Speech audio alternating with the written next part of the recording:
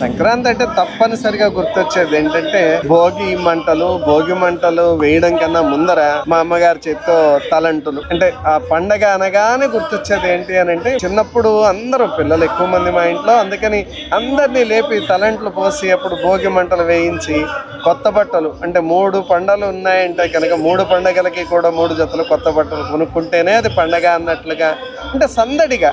సంక్రాంతి వచ్చేటప్పటికే అతి సామాన్యుల నుంచి బాగా ధనికులైన వాళ్ళు కూడా సంబరంతో జరుపుకునేటటువంటి గొప్ప పండగ. అంటే ఇది రైతుల పండగ, పండితుల పండగ, పెద్దల పండగ, బడుగుల పండగ, అసలు తెలుగు వారందరికీ కూడా ఒక ఘనమైనటువంటి పండగ.